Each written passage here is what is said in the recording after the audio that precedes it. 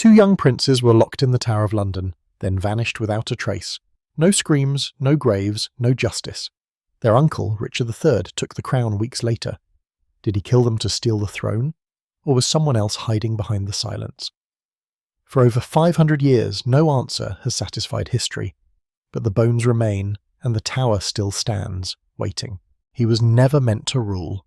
Richard of York, born on October 2nd, 1452, came into a world already burning, a world where men wore crowns like shackles, and peace shattered as easily as stained glass. He was the youngest surviving son of Richard, 3rd Duke of York, a man with royal blood and dangerous ambition. His mother, Cecily Neville, was a woman of iron piety, cold, calculating, and fiercely proud. To be born into the House of York was to be born into a storm. At just 8 years old, Richard's father and eldest brother were beheaded. Their heads were stuck on spikes above Micklegate Bar in York, faces blackened with tar to mock the dead. It was England's way of saying, "Don't dream too loudly." Richard didn't. While civil war raged, a war later known as the Wars of the Roses, Richard watched. He did not command armies. He did not deliver speeches. He listened, and he remembered. Unlike his older brothers, Edward and George, who bore swords and titles before their voices had deepened, Richard was left behind, the overlooked one. He limped slightly from childhood, perhaps due to scoliosis, or an injury that history no longer explains. But he kept pace with power in his own way. He was sent to live at Middleham Castle, far from the glamour of court, where he became the ward of Richard Neville, the Earl of Warwick, the kingmaker. It was here that Richard learned the art of survival, how to hold your tongue, how to watch without being seen, how to wait while others reached too soon. Middleham was not warm, not the stone walls, not the men who trained him, not even Anne Neville, Warwick's daughter, who would one day become his queen. But it was in that cold grey fortress that Richard found something more useful than affection. He found control. He trained endlessly. Sword, horse, law, Latin, warfare. He kept to discipline. He obeyed. He studied his enemies more than his friends, because even at 15 Richard had already learned that in royal bloodlines, love was a liability, and family could be fatal. When his brother Edward seized the throne in 1461, becoming Edward IV, it was triumph born of blood and betrayal. Richard did not cheer loudly, he took note. While George, their charming, reckless middle brother, danced through court with ambition in his mouth and jealousy in his eyes, Richard stood quietly behind. And yet it was Richard whom Edward trusted. Not George, not Warwick, Richard. Edward made him Duke of Gloucester, entrusted him with a command during rebellions, gave him lands in the north, and with them, autonomy, influence, near kingly power, and Richard proved worthy of it all. He did not drink excessively, he did not boast, he did not betray, not yet. In the north he became feared and respected, the Black Boar some called him, not for cruelty but for decisiveness, not for tyranny but for discipline. But even as he rose, Richard never forgot how quickly favour could rot. He had watched his father die a traitor, he had watched friends become corpses, he had learned that kings could love you one day, Brun, and hang you the next. So he trusted few, loved fewer, and smiled almost never. By his 20s, Richard had everything a younger son wasn't supposed to have: title, land, influence, and proximity to the throne, but not the crown, not yet. He watched as his brother Edward married in secret, fathered many children, and let courtly factions fester like wounds. He saw George spiral into paranoia and rebellion, and he knew the world of royals did not allow peace, only waiting. And Richard waited. He waited while Edward IV ruled. He waited while enemies plotted. He waited while nephews were born and grew, the future kings of England. He waited with the patience of a man who had walked among ghosts all his life. A man who knew that the road to power is often built not on ambition, but on the silence of those who watch from the shadows. And Richard had been watching his whole life, quiet, unmoving, remembering. Because one day the throne would stumble, and when it did, Richard would not hesitate. He never had. In 1461, the throne of England cracked, and Edward of York seized it. He was only 19, handsome, tall, charming, and ruthless in the way young kings needed to be. He defeated the Lancastrians in battle, rode into London in triumph, and declared himself King Edward IV. But no throne is ever truly won. It is borrowed, until the next war, the next betrayal, the next corpse. Richard, just 8 years old when his brother took the crown, stood in the shadows of this victory. He did not seek glory, he didn't need applause. He needed a place to learn, to manoeuvre, to prepare. So Edward gave it to him.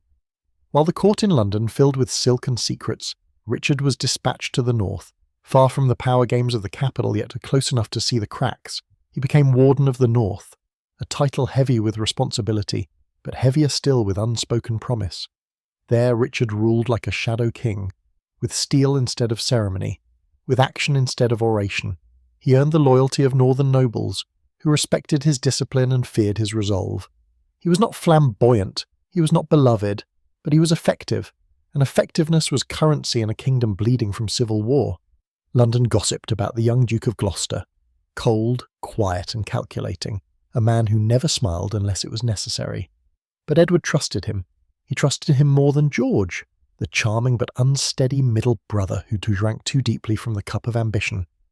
George, Duke of Clarence, had married without the king's consent. He whispered treason when drunk and plotted rebellion when sober.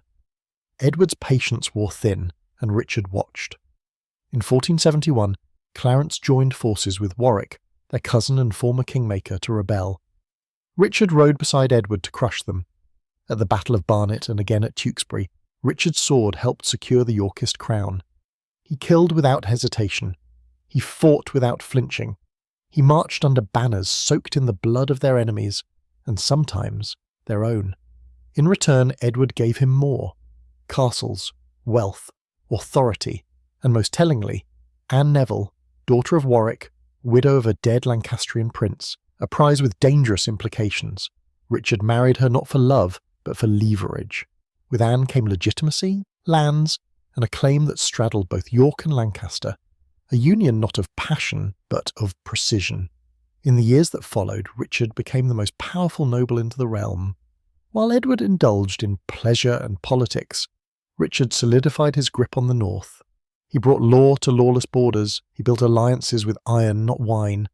He created order where the crown had once only imposed fear, and yet he remained distant from court. He rarely visited London. He avoided its poisons, its flatterers, its vipers dressed in velvet. He did not trust them, and perhaps he knew they did not trust him either, but he did not need their affection. Edward had sons now, 2 boys, Edward and Richard, both healthy, both legitimate. There was no reason for Richard to reach beyond what he already had. But in the north, people whispered that Gloucester ruled more like a king than a duke, that his justice was swift, his mind sharper than his brother's, that perhaps, if things were to change, he would not flinch. And perhaps they were right, because in every kingdom there is a moment, quiet and final, when the balance shifts. In March 1483, Edward IV grew sick. By April he was dead. The throne passed not to a brother, but to a boy, a 12-year-old prince, too young to command, too soft to defend, too innocent to survive. The lords of the council turned to Richard. Lord Protector they named him, uncle, guardian, guide, and Richard accepted. But power doesn't come with oaths, it comes with opportunity. And the kingdom had just handed him both. The north remained loyal, the south was watching. And the princes, crowned in theory, caged in reality, stood in his way. Richard had spent a lifetime serving the throne.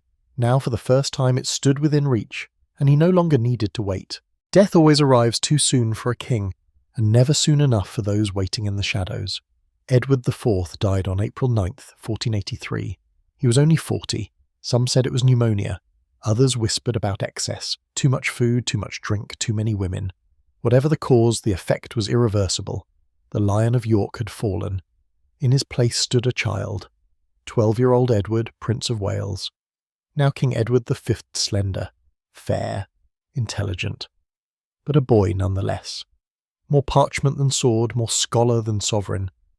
By his side always was his younger brother, Richard of Shrewsbury, Duke of York.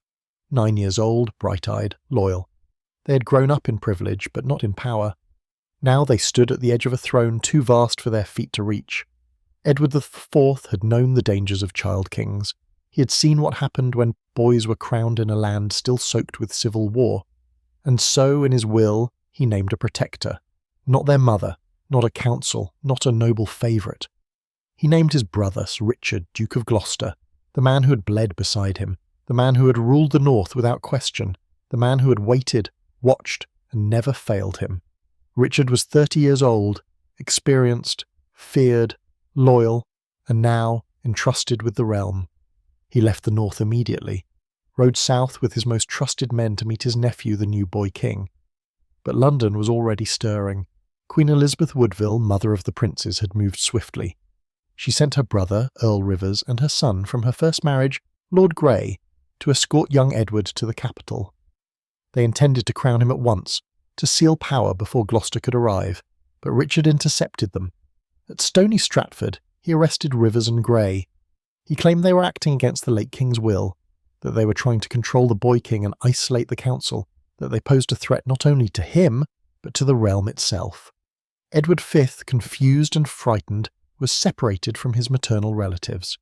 He protested, but softly. He was a boy raised in obedience, not rebellion. Richard escorted him gently but firmly to the Tower of London. It was not yet a prison, not officially. The Tower was still the traditional place where monarchs prepared for coronation, a fortress of ceremony, a safe house of steel, or so they said. Days later, Richard of Shrewsbury, the younger prince, joined his brother there. The two were reunited, in stone halls, under watchful guards, together but not free. At first, the kingdom still believed in ritual. Preparations for the coronation continued. Crowds gathered in hope, in mourning, in uncertainty. Richard, the protector, addressed the people. He vowed to defend the boys, to preserve the peace, to honour his brother's legacy. He smiled little, he spoke softly, he bowed where others would have ruled.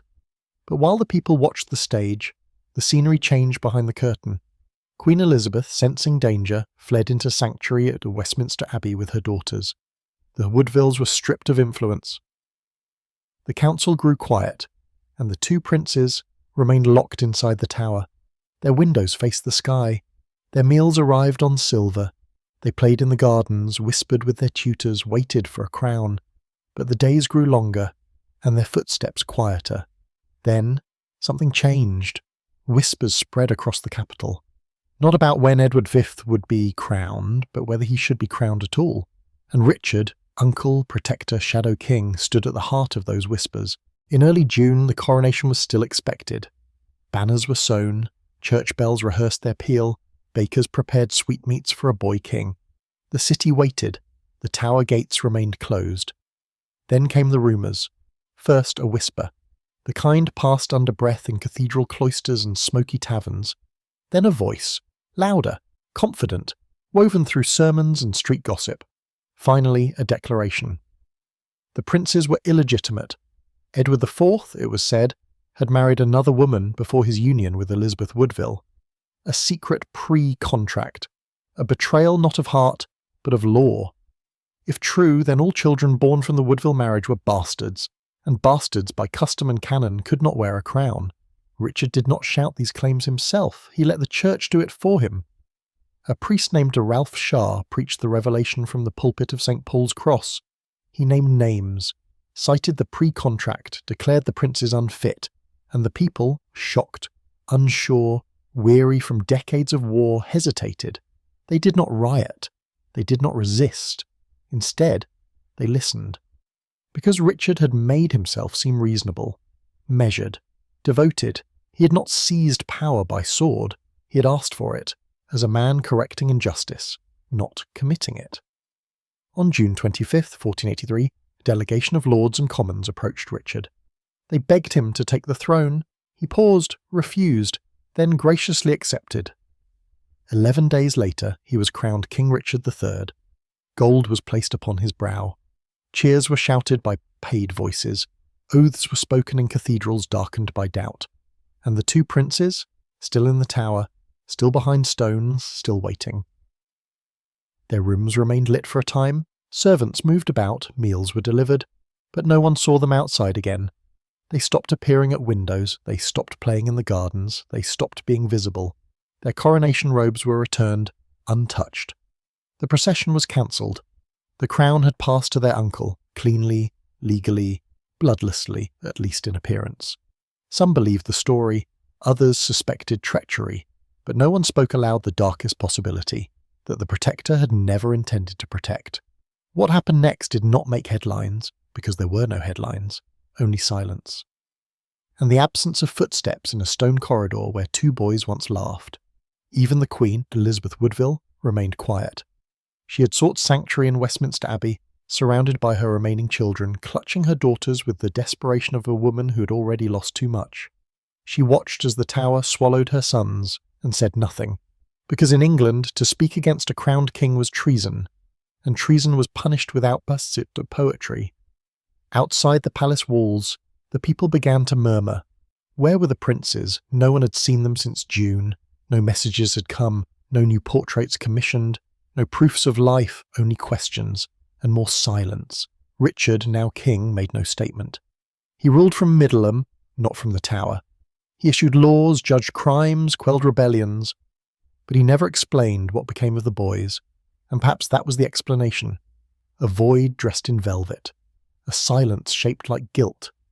He had always known how to wait, how to maneuver, how to eliminate threats quietly, and there had never been a threat more dangerous than two legitimate heirs, with royal blood still warm in their veins. At first it was barely noticed. The boys had always been quiet, polite, shadowed by ceremony, their movements confined to the Tower, their days filled with tutors, prayers, and watching the sky through leaded glass. But then they stopped appearing at the windows. 1 week passed, then another. No more glimpses of them in the garden courtyard. No more guards posted outside their chambers. No more servants carrying trays of food. At first the royal council said nothing. The king, Richard III, said nothing. The court pretended not to notice, but the Tower of London noticed. The Tower had watched kings rise and fall. It had swallowed traitors and queens, lovers and enemies, dreamers and ghosts. Now it swallowed two boys, and this time it did not return them. It was August 1483, when London began to murmur. Those closest to the royal court whispered of sudden staff changes, old servants dismissed, new guards assigned. Even the physician, it was said, had been barred from entry. Some claimed the boys had been moved for their safety. Others said they had fallen ill. But illness does not require silence, and safety does not require secrecy. By September, rumours turned to dread. Some said they were smothered in their beds, silenced with soft hands and pillows soaked in tears. Others claimed poisons, slipped into wine, taken together in the dark, unaware. A few believed they had been drowned in barrels of Malmsey, like their Uncle George once had been, poetic, symbolic, cruel. One servant whispered of a staircase, of bones buried hastily beneath the steps. Another of the midnight shadows, two men with cloaks leaving the Tower without looking back. There were no announcements, no funerals, no graves. Two princes, one 12, the other 9, simply gone, and in their place, nothing. Their names were no longer spoken in court, their coats of arms were removed, their beds were stripped. Silence now ruled the Tower. Across England, suspicion bloomed like rot beneath velvet. Mothers clutched their sons tighter. Nobles shifted their alliances. Priests prayed not for the souls of the dead, but for the safety of the living. And still, Richard remained silent. He held no public inquiry, he offered no reward for information, he never spoke their names. When asked about them, he deflected, or simply looked away. Perhaps he believed silence was safer than lies. Perhaps he knew that to confess was to condemn himself. Or perhaps the truth was darker still. Because silence in England was not just a pause, it was a policy. Those who questioned the fate of the boys did not speak long. A lord here, a messenger there, sudden deaths, unexplained arrests. History, like Richard's court, grew quieter with each passing week, and the Tower, ancient, unmoved, stood watching. It had witnessed executions, coronations, betrayals, and births, but what it saw that summer, it never told. The people of London learned to look away, to cross themselves when they passed beneath its shadow, to lower their voices when speaking of the missing princes, because no one wants to be the next whisper to vanish. And yet the air shifted. Poets began writing darker verses, painters avoided royal commissions, mothers wept more openly. And all of England, slowly, collectively, began to understand the princes were not coming back. The Tower had claimed them, and the man who wore their crown had said nothing. A crown won in silence cannot silence the world forever. Not when children vanish, not when questions linger, like smoke after fire. not when even allies begin to look over their shoulders. Richard III ruled now, but not like a king crowned in joy. He ruled like a man pacing a locked room. The throne beneath him was firm, but the floor kept shifting. Whispers, once confined to London, began creeping across the countryside. Where are the boys? What did the king do? Did he kill his brother's sons to wear his brother's crown? And Richard, who'd spent his life learning how to wait, how to watch, how to stay still, began to move too much, too quickly. Lord Hastings was the first. A trusted ally of Edward IV, loyal to the Yorkists, loyal, perhaps, and even to the new king. But one morning in June 1883, during a seemingly ordinary council meeting, Richard turned to Hastings and accused him of treason. No trial, no deliberation, no appeal. Hastings was dragged outside and executed on the spot, his head severed within minutes. The message was clear: loyalty was not enough. Silence was required. Then came Earl Rivers, Elizabeth Woodville's brother, and Lord Grey, her son. Both had once escorted young Edward V toward coronation. Both had stood in Richard's way. Both were executed without spectacle, buried in the quiet, forgotten in daylight. Their deaths excused with the same word that would justify many more: treason. Even Richard's cousin, Henry Stafford, Duke of Buckingham, was not spared. Buckingham had once helped Richard to the throne. Now he began to flinch. Perhaps he heard the whispers too. Perhaps he wondered when silence would no longer protect him. Perhaps he asked too many questions. In October 1483, Buckingham rebelled. His army failed, his allies scattered, and Richard had him beheaded in the rain. All of it, fast, brutal, final. All of it legal, and none of it convincing. Because even as bodies fell, the question remained, where are the boys? Not even death could drown that question now. The Queen, Elizabeth Woodville, remained in sanctuary, quiet, watching. She made no public plea for her sons. She had seen too many heads fall to ask for answers that came with a price. But England remembered, and began to doubt. Parliament grew colder.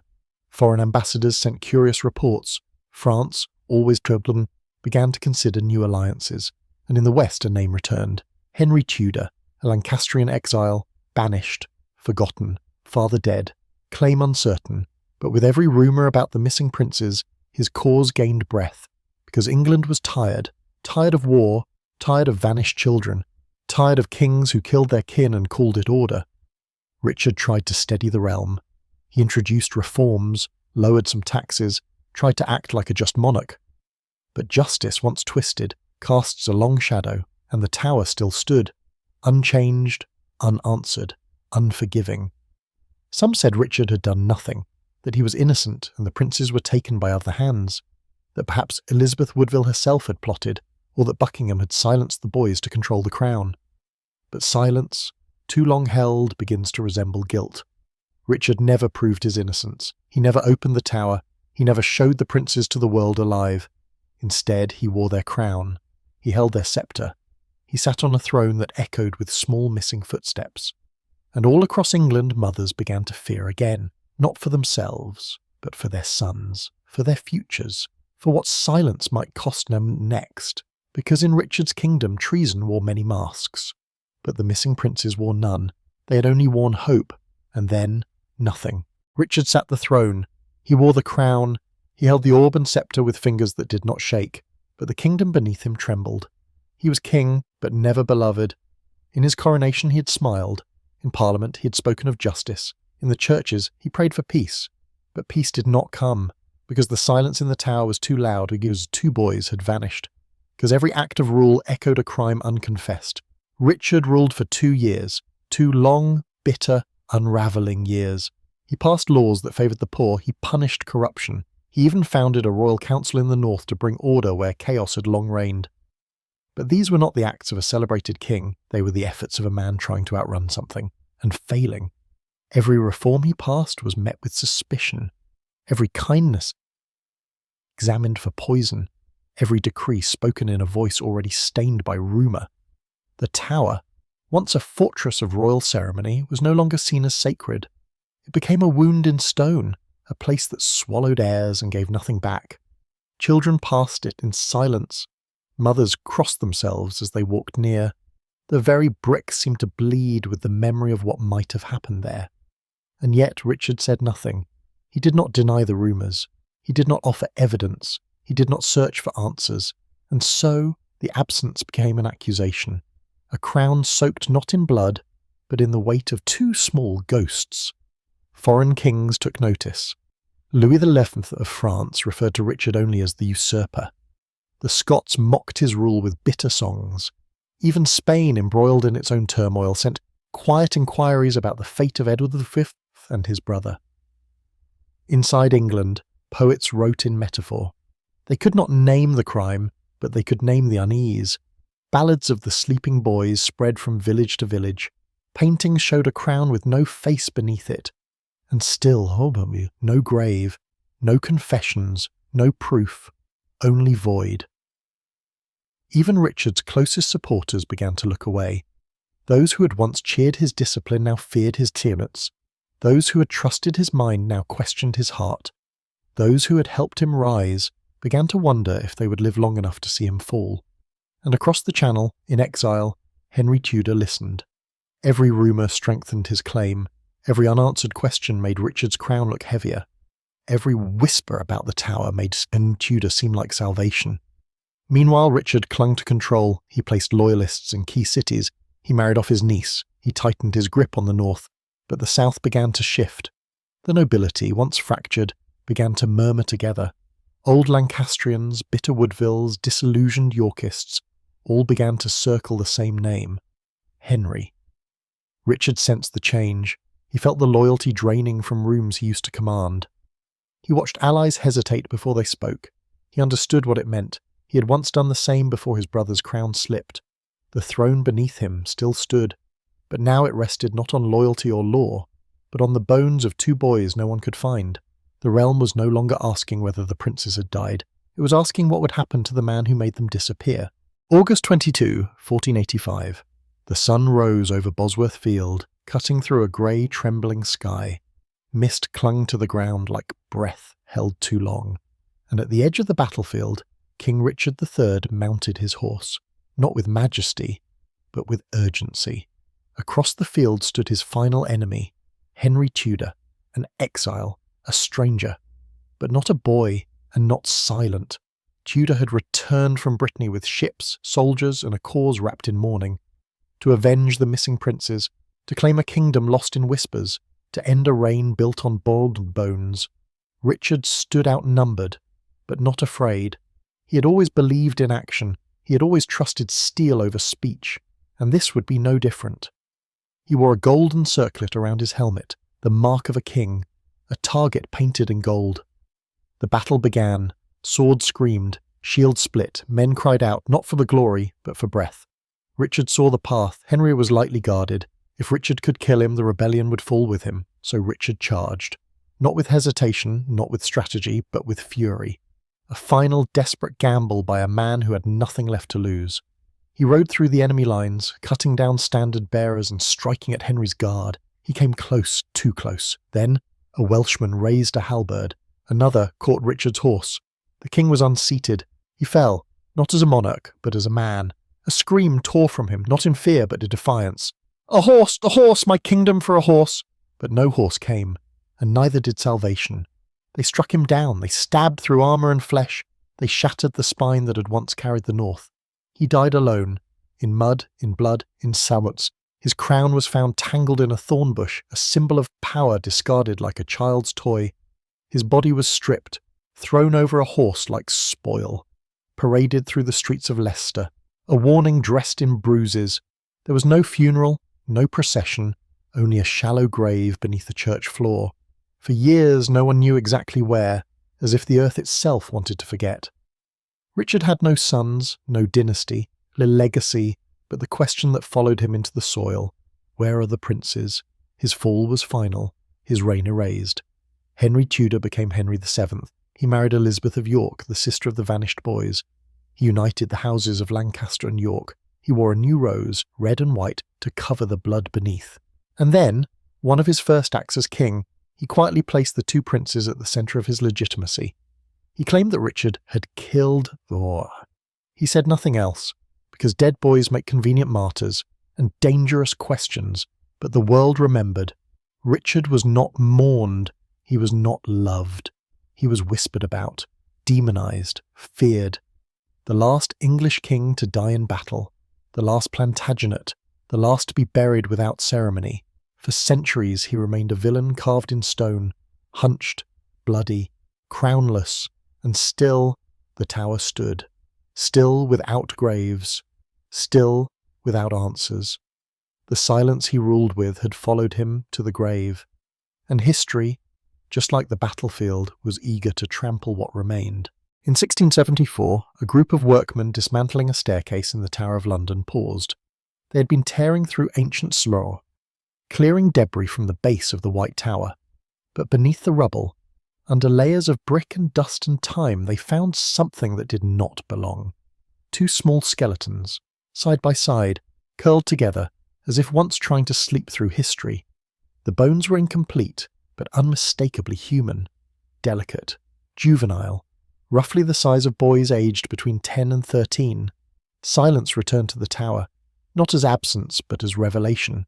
No names, no clothing, no markings, just two fragile bodies buried where no children should have been. The find made its way to King Charles II. The monarch, perhaps wary of reopening old wounds, ordered the remains to be placed in Westminster Abbey, beneath a stone carved with royal reverence. Here lie the remains of two princes. But even that inscription whispered uncertainty. No formal identification, no proof.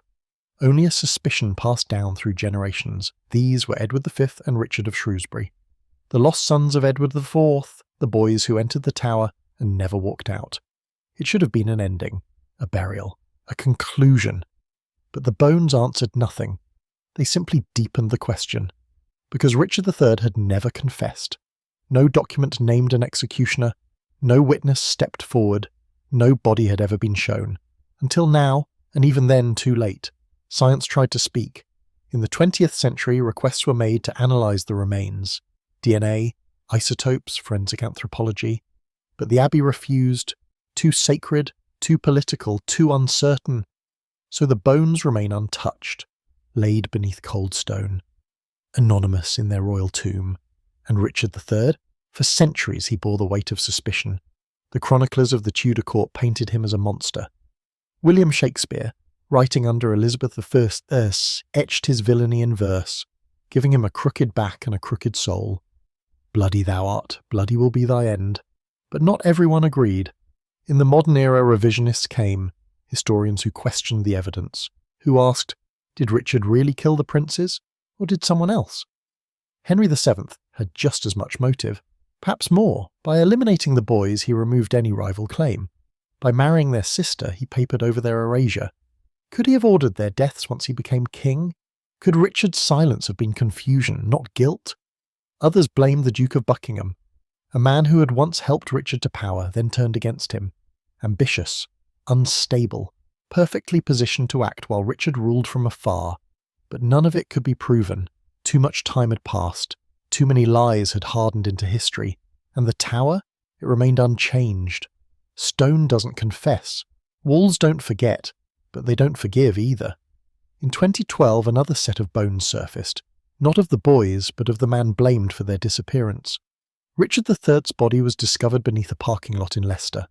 Bent spine, battle wounds, skull cleaved open, buried without dignity, the last Plantagenet king found beneath asphalt. His remains were exhumed, examined, and reburied with ceremony at Leicester Cathedral. Thousands came to witness it, some in reverence, some in curiosity, some in hope. Hope that perhaps, in death, Richard could speak at last. But he said nothing. His grave is quiet, just like the prince's. 3 graves, one in stone, one in rumour, one in shadow. No confessions, no justice, no answers. Only the haunting question that echoes through history's darkest corridors. What happened to the boys in the tower? Richard III is gone. So are the princes. So's the truth. What remains is silence. The kind of silence that doesn't come from peace but from erasure. A hush draped not in mercy, but in fear. Centuries have passed and still, the tower stands. It watches the Thames flow, unmoved.